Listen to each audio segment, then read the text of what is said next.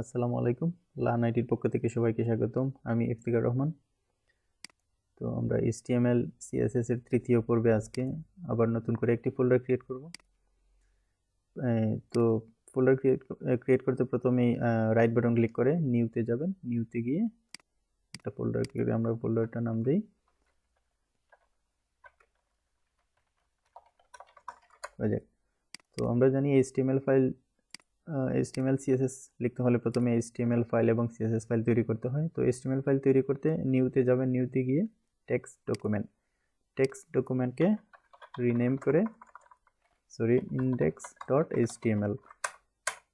তো আমরা গত পর্বগুলোতে এইগুলো দেখছি, তারপর আবার রিপিট করতেছি যাতে প্র্যাকটিস হয়। তো আপনারাও রিপিট করবেন।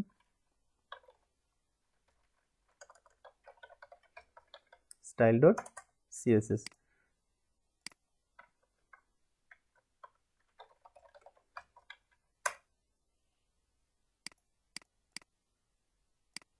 তো এটা আমরা এই সাবলাইম টেক্সট ইউজ করব। তো আমরা জানি বিভিন্ন ধরনের কোড এডিটর আছে, তো তার মধ্যে আমরা যে কোড এডিটর ইউজ করতেছি সেটা হচ্ছে সাবলাইম টেক্সট।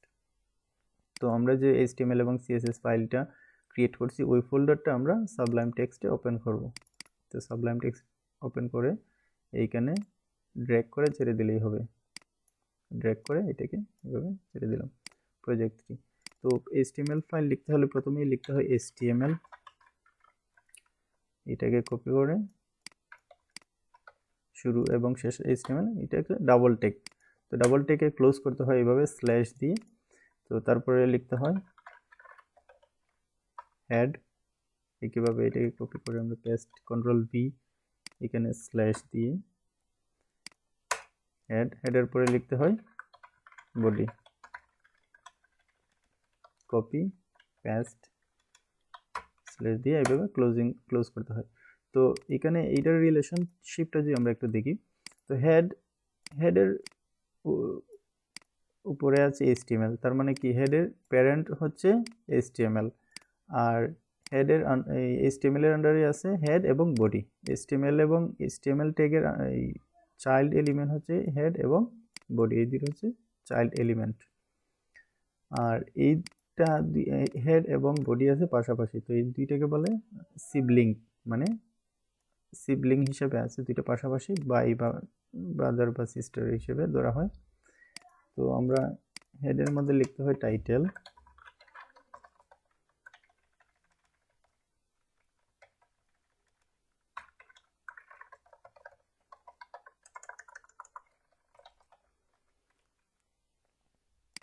তারপর একটা জিনিস এখানে লিখতে হয়,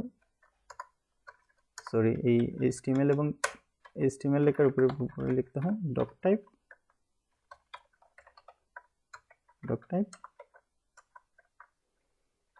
HTML। এটা দিয়ে HTML5 বোঝানো হয়। আমরা HTML5 ইউজ করতেছি, ডক টাইপ HTML।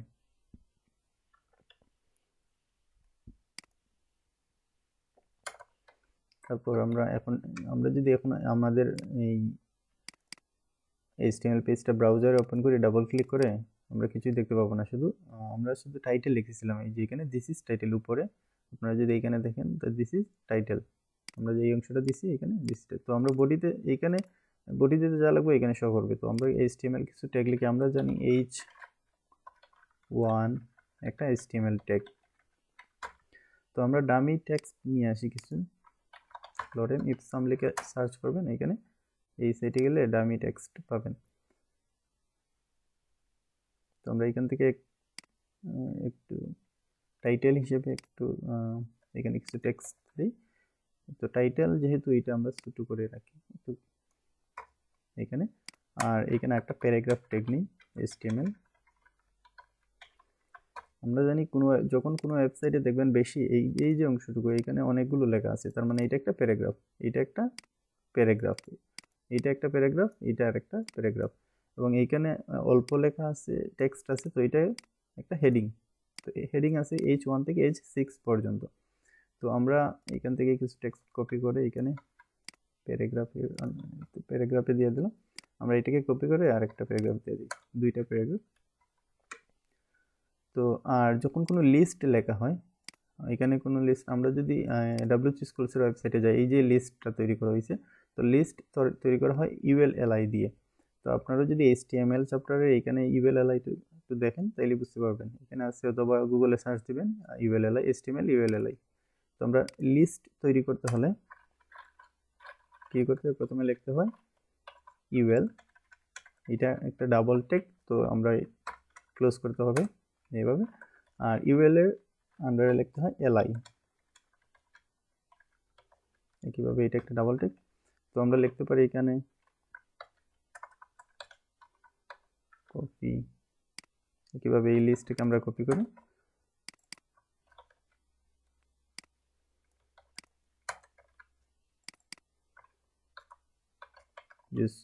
আমরা একটা লিস্ট তৈরি করলাম। তো ইউএলটা হচ্ছে LI এর প্যারেন্ট ট্যাগ, LI এর প্যারেন্ট ট্যাগটা হচ্ছে UL, আর UL এর চাইল্ড এলিমেন্ট হচ্ছে LI। আবার LI প্রত্যেকটা হচ্ছে সিবলিংস, একটা আরেকটা সম্পর্ক হচ্ছে সিবলিং, পাশাপাশি আছে এই জন্য এগুলা।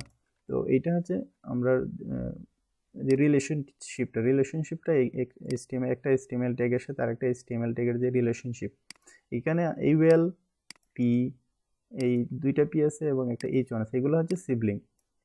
আবার এইগুলোর প্রত্যেকটার প্যারেন্ট ট্যাগ হচ্ছে বডি, আর বডির প্যারেন্ট ট্যাগ হচ্ছে HTML, আর হেড এবং বডি হচ্ছে সিবলিং। মানে এই বিষয়টা বোঝাটা খুবই জরুরি, একটা HTML এর সাথে আরেকটা HTML ট্যাগের কি সম্পর্ক বা যে রিলেশনশিপটা, এটা মানে পরবর্তীতে যখন CSS দিব আমরা তখন অনেক কাজে দিবে।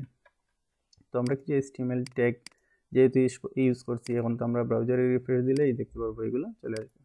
এখানে একটা হেডিং আছে, দুইটা প্যারাগ্রাফ আছে, একটা লিস্ট তৈরি করছি আমরা এইভাবে। তো এখন আমরা যদি এই HTML-গুলোতে CSS দিতে চাই, তাহলে কি করতে হবে, আমাদের যে CSS ফাইলটা আছে ওইটাতে আমরা CSS লিখব। তো CSS লিখতে হলে প্রথমে কি করতে হয়, সিলেক্ট করতে হয়, সিলেক্টর। এখানে আমরা যদি CSS এইখানে CSS এর সিনট্যাক্সটা দেখি, এইটা সিলেক্টর, H1টা হচ্ছে সিলেক্টর, আর এখানে কালার ব্লু দেওয়া হয়েছে। তো প্রথমটা হচ্ছে কি, প্রপার্টি ভ্যালু, এখানে ফন্ট সাইজ মানে লেখার যে সাইজটা এটা দেওয়া হয়েছে 12 পিক্সেল, প্রপার্টি ভ্যালু এইখানে বিস্তারিত দেখবেন। তো আমরা এইখানে CSS দিতে চাই, তাহলে আমাদের যে সিলেক্টর লাগবে একটা। আমরা যদি এখানে H1 সিলেক্ট করি, আমরা H1 দিয়ে সেকেন্ড ব্র্যাকেট দিবেন, দিয়ে এভাবে এন্টার দিবেন, এন্টার দিয়ে এটাকে একটা ট্যাব দিবেন। স্পেস দিলে কি হয়, অল্প জায়গা আসে, তখন আমরা যদি ট্যাব দিই তাহলে দেখতে সুবিধা হয় বা বুঝতে সুবিধা হয়। তো আমরা প্রথমে কি দেব, প্রপার্টি বলতে আমরা কালার দিতে চাই, কালার, তারপর কুলন এবং কালারের নামটা এবং সেমিকুলন অবশ্যই দিবেন। আমরা সেভ দিলাম। এখন আমরা CSSটা কিন্তু HTML, আমরা যদি রিফ্রেশ দিই এখানে কাজ করবে না, কারণ আমরা যে CSS ফাইলটা নিছি এই CSS ফাইলটা HTML ফাইলে লিঙ্ক করতে হবে। তো লিঙ্ক করতে হলে কি করতে হয়, লিঙ্ক ট্যাগটা লিখতে হবে একটা HTML, এইটা ক্লোজ করলে হবে। আমরা জানি সিঙ্গেল HTML ট্যাগগুলো ক্লোজ না করলেও হয়, HTML5 আসার আগে এগুলো ক্লোজ করতে হতো, কিন্তু HTML5 আসার পর থেকে এগুলো ক্লোজ না করলেও হয়। তো দেখতে ভালো লাগার জন্য আমরা এখানে এইটা দিলাম। তো লিঙ্ক লিখে তারপর রিলেশন দিতে হবে, রিলেশনটা কি, স্টাইল শিট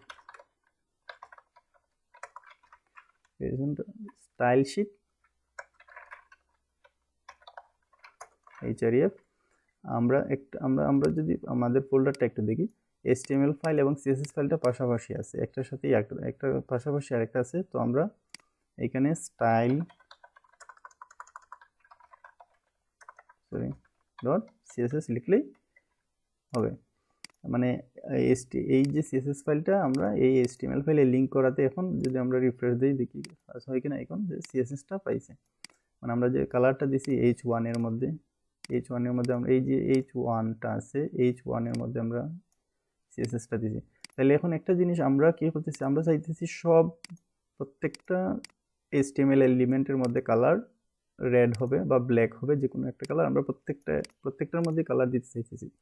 কিন্তু আমরা সবগুলো একসাথে সিলেক্ট করতে হলে কি হবে, সবগুলোকে একটা ডিবের মধ্যে রাখা লাগবে। তো ডিব একটা HTML ট্যাগ, তো আপনারা এই গুগলে গিয়ে সার্চ দিবেন ডিব লিখে, HTML ডিভ লিখে সার্চ দিলেই যে আর্টিকেলগুলো আসবে এগুলো দেখবেন। তো ডিভ বলতে আমরা এইভাবে ডিভ লিখতে পারি,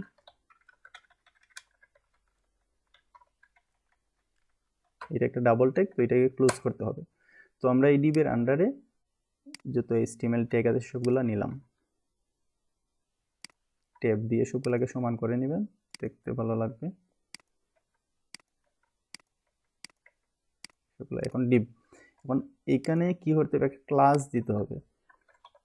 ক্লাস বলতে ক্লাস আমরা প্রত্যেকটা HTML ট্যাগের মধ্যে কালার দিব, ব্ল্যাক, ফন্ট সাইজ বাড়াবো। তো এই প্রত্যেকটা HTML এর প্যারেন্ট ট্যাগ হিসেবে এখন আছে কি এই ডিভটা। তো এই ডিভের মধ্যে আমরা দিতে পারি content1 নামে একটা ক্লাস নিলাম। এখন ক্লাসের যে বিষয়টা হচ্ছে এখানে কিন্তু কোনো স্পেস দেওয়া যাবে না। আমরা যদি এখানে স্পেস দিই তাহলে এটা একটা ক্লাস, এটা একটা ক্লাস, আলাদা একটা ক্লাস হয়ে গেল। তখন আমরা এইভাবে দিতে পারি একটা ক্লাস, অথবা আমরা এইভাবে এটা ইউজ করতে পারি। তাহলে একটা, অথবা আমরা যদি আরেকটা ক্লাস ইউজ করতে চাই তাহলে content2 হিসাবে এইটা আলাদা একটা ক্লাস হিসেবে কাউন্ট হবে। তো আমরা একটা ক্লাস ইউজ করি এখানে। এখন আমরা সিলেক্টর হিসেবে আইডি ইউজ করা হয় এবং ক্লাস ইউজ করা হয়। তো আইডি বলতে বক্স আপনি যে কোনো নাম দিতে পারেন, যে বিষয়টা আপনার কাছে ভালো মনে হয় ওই নামটাই দিতে পারেন। কন্টেন্ট বক্স মানে এইখানে যে টেক্সটগুলো আছে ওই টেক্সটগুলোর সাথে রিলেভেন্ট একটা নাম দিবেন। তো এখানে আমি কন্টেন্ট আইডি বা ক্লাস নাম একই হতে পারে, কোনো সমস্যা নেই, একই নাম হতে পারে, content1 এটাতে কোনো প্রবলেম হবে না। তবে আইডি এবং ক্লাসের মধ্যে তফাৎ যে ডিফারেন্সটা আছে ওইটা আমরা পরবর্তীতে দেখতেছি। তো এখন আমরা এই সিলেক্টর হিসেবে ক্লাস ইউজ করছি যাতে এই HTML গুলাতে আমরা CSS দিতে পারি। তো আমরা ক্লাসটা কপি করে Ctrl+C এখানে আসবো, এখানে এসে ক্লাস ইউজ করতে হলে ডট দিবেন, প্রথমে ডট দিবেন, তারপর ক্লাসের নামটা দিবেন, এখানে কোনো স্পেস দেওয়া যাবে না, এখানে পাশাপাশি থাকতে হবে, এবং সেকেন্ড ব্র্যাকেট দিবেন। দেওয়ার পর আমরা এই H1টা কমেন্ট করে রাখি। তো CSS এ কমেন্ট করতে হলে কি দুইটা স্ল্যাশ দিবেন, তারপর দুইটা স্টার দিবেন। এর মধ্যখানে আপনি যাই লিখেন না কেন এইগুলা কাজ করবে না, এগুলা ডিজেবল অবস্থায় থাকবে। তো আমরা H1টা কাট করে এখানে রেখে দিতে পারি, এই CSSটা আর কাজ করবে না। আমরা যদি এখন রিফ্রেশ দিই তাহলে বুঝতে পারবো। সেভ দিলাম, Ctrl+S, আমরা এখানে কোনো CSS নাই, এইটা কমেন্ট করা আছে। তো এখানে কালার দেওয়া আছে H1 এর মধ্যে, কিন্তু আমরা যদি এখন রিফ্রেশ দিই তাহলে H1 এর কালারটা চলে যাবে, কারণ এটা কমেন্ট অবস্থায় আছে। তো আমরা এই ক্লাসটা কপি করে এখানে আনলাম CSS ফাইলে। এখন আমরা যদি একটা কালার দেই, কালার গ্রিন, সেমিকোলন অবশ্যই দিবেন, কোলন এবং সেমিকোলন দিয়ে আমি রিফ্রেশ দিই, রিফ্রেশ দিলে এই সবগুলোতে গ্রিন কালার চলে আসছে। তার মানে কি হইলো, যে ডিভের আন্ডারে যতগুলো HTML ট্যাগ আছে সবগুলাতে কালার চলে আসছে, মানে এইটা সিলেক্টর হিসেবে কাজ করতেছে। আমরা একইভাবে আইডি নিয়ে কাজ করতে পারি। আমরা এইটা যদি, তো আইডি লিখতে হলে কি করতে হয়, হ্যাশ দিতে হয়, হ্যাশ দিবেন, দিয়ে এইভাবে এখানে একটা বিষয়, ক্লাসের আগে ডট আইডির আগে আইডির সাথে কি হয়, হ্যাশ দিতে হয়। তো আমরা আমরা এখন এইটাতে একটা কালার দিই, একইভাবে রেড, সেভ দিলাম, Ctrl+S সেভ দিই। এখন একটা বিষয়, আইডিটা ক্লাসের চেয়ে আইডিটা শক্তিশালী বলতে কি, আইডির প্রায়োরিটিটা বেশি থাকে, আইডিকে প্রায়োরিটি বেশি দেওয়া হয় এবং ক্লাসের প্রায়োরিটি কম থাকে। তো আমরা একটা জিনিস একটু দেখি, এইখানে একটা জিনিস আমরা একটু দেখতে পারি, এটা নিচে নিয়ে আসি, এখন রিফ্রেশ দিই, দেখি কোন CSSটা আসে। আপনারা দেখেন এখানে কি করতেছে, আইডি আমরা যে CSSটা নর্মালি কি হয়, যে CSSটা নিচে থাকে, নিচে এই CSSটাই প্রথমে কাজ করে, কিন্তু এখানে ক্লাসটা নিচে আছে, কিন্তু তারপরেও আইডির যে CSSটা এইটা পাইতেছে, রেড কালারটাই পাইতেছে। আমরা যদি কারণ এইটা আইডির প্রায়োরিটিটা বেশি থাকে। তো আবার আইডির ক্ষেত্রে প্রবলেমটা কি হয়, আমরা যদি আরেকটা ডিভ নেই, এখানে আমরা আরেকটা ডিভ নিলাম, এবং ক্লোজ করলাম। এখানে আমরা একটা h2 নিতে পারি,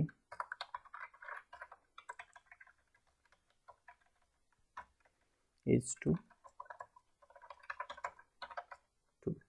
হেডিং 2। আবার আরেকটা প্যারাগ্রাফ নিতে পারি আমরা,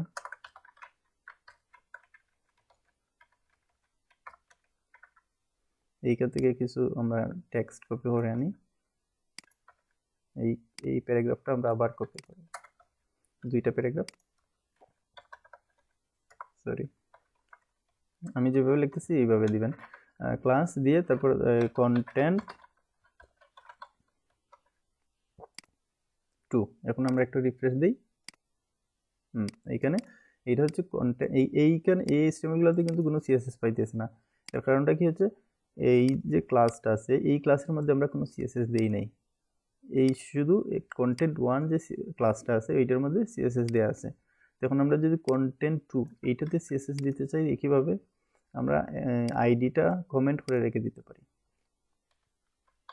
দুইটা স্ল্যাশ দিবেন, ডাবল স্ল্যাশ দিয়ে এইভাবে স্টার দিবেন, এইভাবে দিয়ে এর মধ্যখানে এই আইডির যে এইটা রেখে দেবেন, তাহলে এটি কমেন্টেড অবস্থায় থাকবে। এখন আমরা এই যে এইখানে যে ক্লাসটা আছে এইটা কপি, কন্ট্রোল সি, ডট অবশ্যই দিবেন, ক্লাসের শুরুতে অবশ্যই ডট দিতে হয়, পেস্ট করবেন, পেস্ট করে এখানে কালার ইয়েলো সেমিকোলন দিয়ে শেষ করবেন। এখানে কালারটা অবশ্যই বাজে দেখা যাচ্ছে, আমরা তাহলে একটা ব্ল্যাক, এই কালারটা ব্ল্যাক কালার, এবং কালারটা এখন ব্ল্যাক অবস্থায় আছে। আমরা ফন্ট সাইজ দিতে পারি, ফন্ট সাইজ মানে লেখার যে সাইজটা, টেক্সটের সাইজটা আমরা 30 পিক্সেল। পিক্সেল কি জিনিস আপনারা একটু গুগলে সার্চ দিয়ে দেখবেন, পিক্সেল লিখে সার্চ দিবেন, এইভাবে পিক্সেল লিখে সার্চ দেন, গুগলে বিভিন্ন আর্টিকেল পাবেন, ওইগুলো দেখবেন, দেখলে বুঝতে পারবেন পিক্সেল কি। তো আমরা ফন্ট সাইজটা কিন্তু 30 পিক্সেল হয়ে গেছে এখন, এগুলা কিন্তু বড়, এইগুলা ছোট অবস্থায় আছে, কারণ এই যে HTML ট্যাগগুলো আছে, HTML ট্যাগের যে প্যারেন্ট ক্লাসটা, এই প্যারেন্ট ক্লাসের মধ্যে সিএসএসটা শুধু কালার দেওয়া আছে, আর পরবর্তী যে ডিপটা আছে, ডিপের যে সিএসএস আমরা কালার দিছি, ফন্ট সাইজ দিছি, এইগুলো দেখবেন। তারপর এইখানে যে HTML এবং CSS যে বিষয়গুলো আছে এগুলো সবগুলো দেখবেন, দেখলে বুঝতে পারবেন কোনটা কোন কাজে লাগতেছে। তো আমরা আরো কিছু CSS দেখি, তাহলে CSS লেখার যে মেথডটা, প্রথমে আমরা ক্লাস বা যে কোনো একটা, এখানে একটা আইডি দিতে পারেন আপনি, এখানে আইডি দিতে পারেন, এখানে আইডি ইউজ করতে পারেন, অথবা এখানে আইডির যে বিষয়টা আবার একটা বিষয়, আমরা এখানে লিখছি কি কন্টেন্ট 1, একই আইডি আমরা একাধিক ডিবে ইউজ করতে পারবো না, কারণ এখানে আমরা এই ডিবে কি ইউজ করছি আইডি 1, একই আইডিটা আমরা এই ডিবে আবার এই আইডিটা এখানে যদি ইউজ করি তাহলে কাজ হবে না, এখানে কিছু ইস্যু তৈরি হবে। তো আমরা এই এক আইডিটা অন্য ডিবি ইউজ করতে পারবেন না, মানে একটা আইডি একটা ডিবি, আমরা নাম চেঞ্জ করতে পারেন, এখানে দিতে পারেন 2 অথবা 3, আপনি যে নামই দেন না কেন। তো আইডি একটা ডিবি একটাই, তো আমরা আইডিটা মুছে দিই।